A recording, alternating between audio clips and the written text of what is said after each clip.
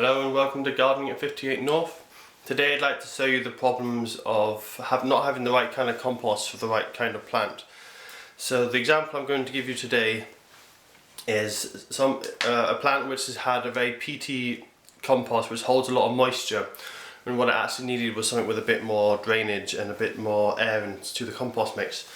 So this here is an Anthurium I've had for over a year now. I repotted it when I got it because it was in an incredibly small pot, but I used Miracle-Gro multi-purpose compost, which is actually one of the richest composts you can get, and normally plants grow really fast and really amazing in it. But because it's so rich and it's really very peaty, it holds a lot of moisture, and because of that it doesn't really have a lot of air in the compost mix. So a plant like this Anthurium here, which needs quite a free draining mix, is going to struggle. So the first signs are it's almost not grown at all since I've got it. It's also not flowered at all, even though it's been in quite a good position. And some of the old leaves, you know, they've gone a bit brown like that, which is a bit odd. And a lot of the old lower ones went yellow as well, which is always a sign. But the biggest sign, what I'll show you now, is what's happened. So as I pull it up, you can see the new compost, it just hasn't grown into it at all. And you can see it's just flaking off, and the root ball hasn't actually grown.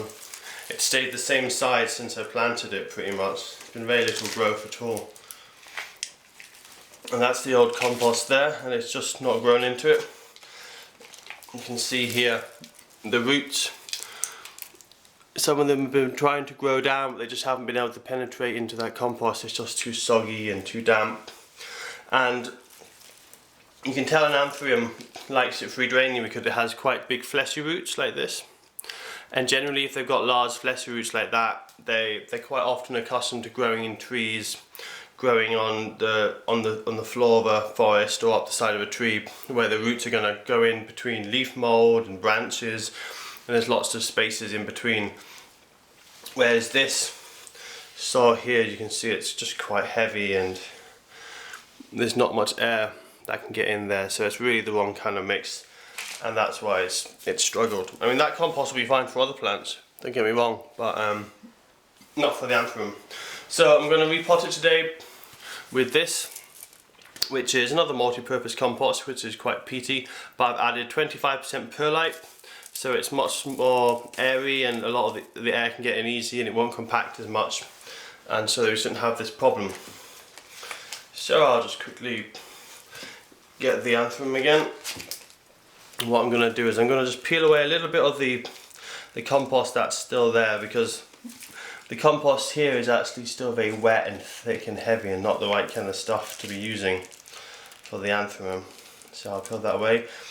And as I've started doing that, you can see there's some shriveled up dead roots here, which is a sure sign that the compost isn't perfect and the roots have died off because they haven't had enough oxygen. So I'm simply just going to get my secateurs and I'm going to cut off any of the roots that have died, because they're not doing anything for the plant and they're just taking up valuable space in the compost. And if anything, they might have some diseases still on them, which could actually infect the other roots. So make sure they're removed, and I'll just pick out a bit more of this compost because I don't really want any of this heavy compost in here. I just want the new nice light compost. I do have to be careful I don't remove all the compost because the shock will be quite severe for the plant, but this will be good for it for the long run. So there we are. I think that's enough compost taken off. That's about the size of pot that it originally came in, so that's back to kind of the original compost, which even then wasn't perfect, to be honest. It was still a bit heavy. So I'll just fill up the pot here with the mix ready. Check the height, that seems fine. So then I'll just go ahead and fill around with the compost.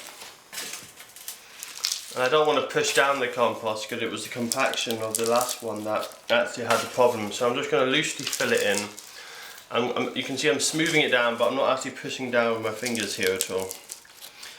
And then I'm just going to shake it down and give it a bit of a stamp on the table there. Like that, and that's as much as I'm going to firm it in. I'm just going to give a shake it in basically. So that's it replanted. Hopefully now with the new compost it would be much happier and it will grow quite well. I'm going to give you guys an update in a few months when this has got its new roots growing and is doing better, and I'll probably tidy up some of these dead flowers here and some of the dead leaves as well. So that's